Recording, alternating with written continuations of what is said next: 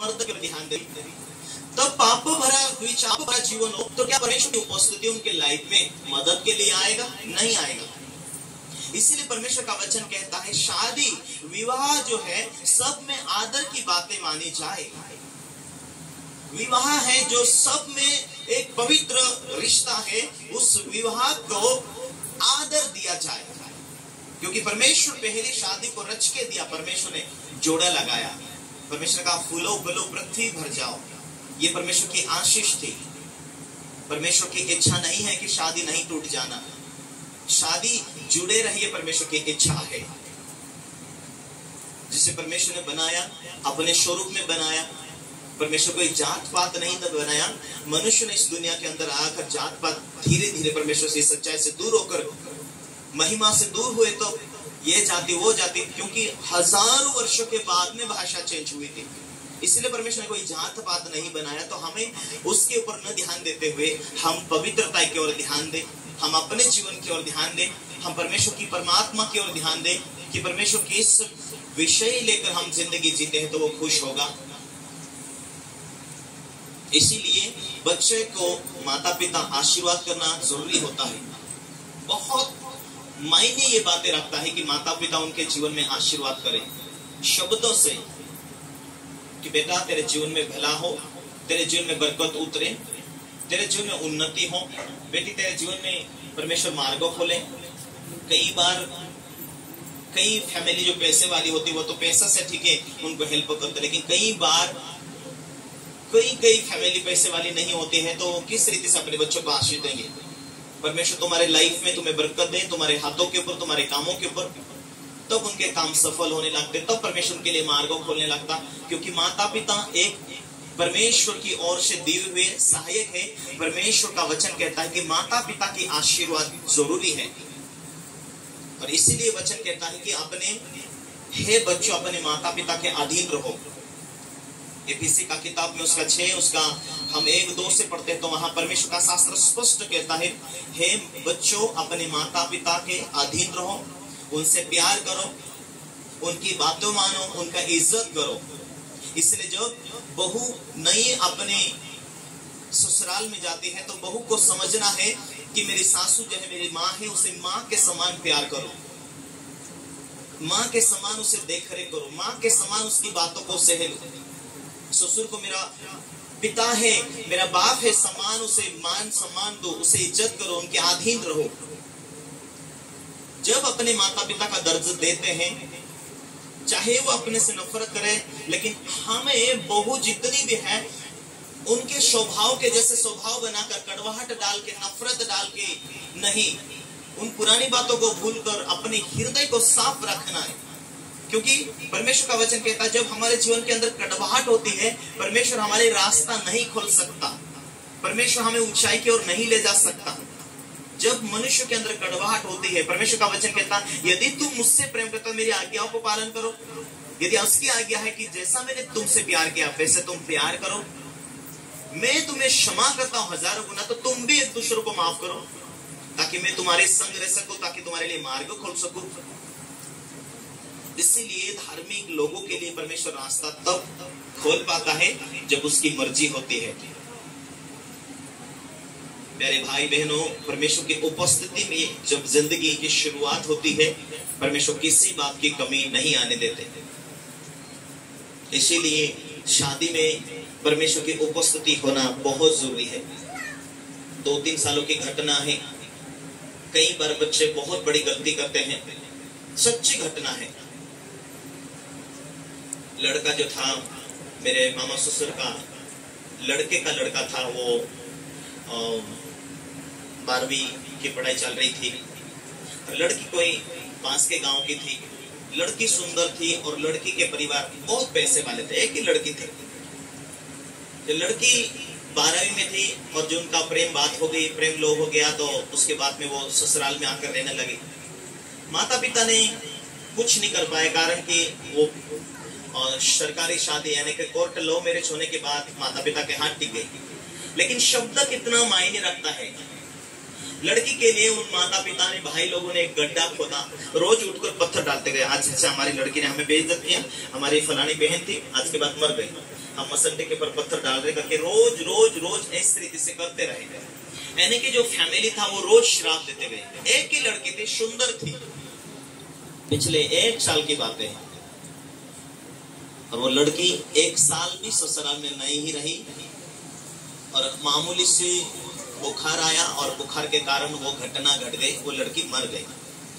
Hospital में भी लेके गया, कितना दिन एडमिट किया, लेकिन नहीं बची। जवान बच्ची, 19 साल की लड़की। क्या उसके पीछे क्या कौन सी शक्तियां काम करती? बहाना बन जाता, लेकिन उसके पीछे जो माता पिता भाई बहनों से जो मुंह से निकलता हुआ शब्द, एक श्राप भरा शब्द, वो श्राप भरा शब्द उस बहन की जिंदगी को खत्म कर दिया। इसीलिए माता पिता को कभी कोई भी बहाना भी मिले, श्राप नहीं देना। श्राप लग जाते हैं और बच्चों का जीवन खत्म हो जाता है। आज उनके जीवन में पैसे नहीं, आज गरीब दुल्हा मिले, उसे आशीष दो। परमेश्वर उनके लिए तुम मार्ग खोल, उन्हें आशीर्वादित कर, उनके काम धंधे में बरकत दे। बच्चे हैं, परिवार है, दामाद है, बेटा हिम्मत रखो, आगे मार्ग खोल जाएगा, आगे अधिक परमेश्वर ऊंचा काम देगा। उन्हें हिम्मत दो, उन्हें तसल्ली दो,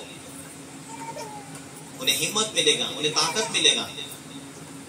शब्द के द्वारा, नेगेटिव नहीं पॉजिटिव, सकारात्मक शब्दों के द्वारा हिम्मत मिलती, वो अपने कामों में, अपने व्यवसाय में सफल जरूर होंगे, क्योंकि उन्हें सफल करने के लिए स्वर्ग से उतरा हुआ प्रभु यीशु मसीह, वो अपनी आत्मा के द्वारा वो चमत्कार करता है, तो उस विषय में भी चमत्कार करता है। मैंने अब बहुत सारे लोगों के लिए प्रार्थना किया जिनके बच्चे नहीं थे, कई सालों से परमेश्वर की प्रार्थना से प्रभु ने सुना, उनके विश्वास से प्रभु ने बरकत दिया। बहुत सारे रिश्ते टूटे हुए थे, प्रार्थना के द्वारा फिर से उनका मेल मिलाप हुआ, शिक्षा के द्वारा, वचन के द्वारा। परमेश्वर के लिए कोई काम कठिन नहीं यदि हम आशा और विश्वास करते थे। इसीलिए परमेश्वर का शास्त्र इसीलिए कहता है कि जिससे परमेश्वर ने जोड़ा मनुष्य अलग ना करे। हे पतियों, तुम अपनी पत्नी को अपना देह के समान प्रेम करो, ये वचन कहता है। हे पत्नियों, तुम भी अपने पति के अधीन रहो, अपने पति के अधीन रहो और उनसे प्रेम करो। जब ये बात, ये वचन पूरा होता है, परमेश्वर का आशीष, परमेश्वर की दया, परमेश्वर की शांति, परमेश्वर की कृपा उनके लाइफ में जब बनी रहती है, परमेश्वर की आशीष उनके जीवन में सफलता की ओर लेकर चलेगी, ऊंचाई की ओर लेकर चलेगी, ताकि उनके जीवन में जब बुद्धि काम करे तब वो सोचेंगे कि यार लड़ाई नहीं करना, यार पति पत्नी अच्छे रहना, बच्चों को किस रीति से हैंडल किया जाए, परिवार को किस रीति से लेकर चला जाए, लोगों में बातचीत कैसे करना है। हमें सारी बातों के वचनों के द्वारा यदि सलाह मिलता हो तो अपने लाइफ को वचनों के प्रमाण से वो स्थिर करते जाएंगे। तो परमेश्वर आज के इस वचनों के द्वारा आशीर्वादित करें। परमेश्वर का शास्त्र कहता है, हे पतियों, तुम भी अपनी पत्नी से प्रेम करो, और हे पत्नियों, अपने पति के अधीन रहो। परमेश्वर का वचन कहता है, शादी परमेश्वर की ओर से रची गई।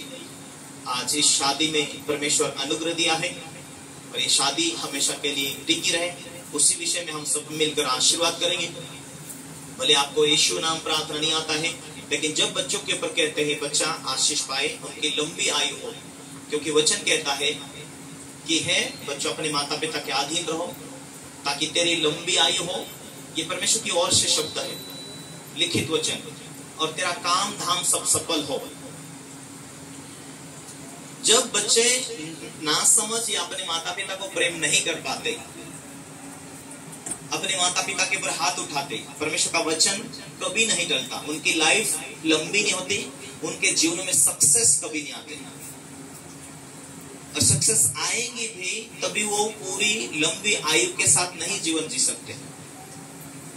इसीलिए चाहे आज हम सुन रहे हैं तो अपने माता पिता से अधिक अधीन रहे, प्रेम करें। जब वे बूढ़े होते हैं तभी उन्हें ना छोड़े। मैं गए साल 3 साल की बातें घटना में देख रहा था, राजस्थान में एक टीचर था, मास्टर था, अच्छा शिक्षित होने के बाद में उसकी पत्नी बोलती है, उस बुढ़ी को कहां तक रखेंगे अपन। अपना खुद का 4 मंजिल का घर था और अपनी माँ को 4 मंजिल के ऊपर लेके गया और वहां से वो लोड दिया, मर गई वो बुढ़ी। पति पत्नी का एक था, अपनी पत्नी के सुनने के कारण ये घटना उन्होंने घटाई और वो कुछ टाइम तक बात पता नहीं चली। ऐसी घटनाएं कि क्यों कहता हूं, शिक्षा ना होने के कारण, गलत राह लेने के कारण, या थोड़ी सी मेहनत ना करने के कारण। जब बच्चा छोटा होता माता पिता ने कितना ध्यान देते, लेकिन वो बड़ा होता तो कैसे उनकी बुद्धि को हैक किया जाता, बुद्धि उनकी बंद हो जाती। जो अपने माता पिता को आदि प्रेम नहीं कर पाते या उनकी सेवा नहीं कर पाते। बहुत सारी बहनें यहाँ पर, बहुत सारे भाई लोग हैं। हमें वचन को क्यों अपने दिल में बैठाना है। और कुछ टाइम के बाद में किसी दूसरे मंजिल के अंदर कैमरा था, उस कैमरा में वो कैद हुआ और कैमरा से वो पकड़े गया और दोनों पति पत्नी जेल में गए। कितनी बुरी बात है। शिक्षा की कमी, दुनिया का नॉलेज लेकर वो मास्टर बन गया, 4 मंजिल का बिल्डिंग बना लिया, पैसे कमा लिया, लेकिन आत्मिक नॉलेज ना होने के कारण एक दिन उसकी जिंदगी कितनी बुरी बर्बाद हुई, नौकरी चले गए, बेइज्जत हुई। दूसरी बात है, क्या ऐसे लोग परमेश्वर के राज्य में पहुंच सकते हैं? क्या ऐसे लोगों का जीवन में आगे बरकत टिकी रहेंगी? इसीलिए ये पैसा, ये दुनियादारी, ये थोड़े दिन के लिए। एक दिन मानव जाति का लेखा लेगा परमेश्वर, न्याय करेगा, तो उसके सामने हम कहां छुप कर जाएंगे। इसलिए अपने जीवन को, अपने चरित्रों को, अपने स्वभाव को वचनों से, कि कोई है जो देख रहा, कोई है जो हमें हैंडल करता है। इसलिए परमेश्वर का वचन कहता है, हे पतियों, तुम परमेश्वर का डर मानते हुए अपनी पत्नी से प्रेम करो। हे पत्नियों, परमेश्वर का डर मानते हुए अपने पति के अधीन रहो। और एक बार शादी हो गई तो उसके बाद में जिस रीति से घोड़े को लगाम लगा दिया जाता है और उसे जोत दिया जाता है, सामने की ओर पट्टी बांध दिया जाता है। आज के बाद वो इधर उधर ना ताके, ना देख पाए, वो सीधा चले। घोड़े को दोनों तरफ से कान पट्टियों के ऊपर पट्टी बांधे जाता है। आज के बाद ये जब तक जूता रहे तब तक इधर उधर ना देख सके। जब शादी होती है, बाइबल ये कहती है, जिसे परमेश्वर जोड़ दिया उसे मनुष्य अलग ना करे। आज के बाद जो तेरे लाइफ में जो पत्नी तुझे मिली है वही तेरी सच्ची सहायक, जो पति तुझे मिला है वही तेरा सच्चा सहायक। आज के बाद रिश्ता वो पक्का होना चाहिए। ये शास्त्र हमें कहते हैं, शास्त्रों के नियमों को अनुसार उस जोड़े को परमेश्वर का डर मानना बहुत जरूरी होता है। परमेश्वर के शास्त्र के अनुसार परमेश्वर का वचन कहता है, उस वचन को पूरा करते हुए यदि वो अपने जीवन को उस वचन के अनुसार जिंदगी समर्पित करते हुए चलते हैं, परमेश्वर उनके लाइफ में, उनके जिंदगी में किसी बात की कमी नहीं आने देगा। आमीन। ताली बजाकर परमेश्वर को मन में हालेलुया। आइए हम उनको अंगीकार कराएंगे, अपने स्थान पर खड़े करेंगे इस जोड़े को। पूरा एक फिर एक पकड़ो।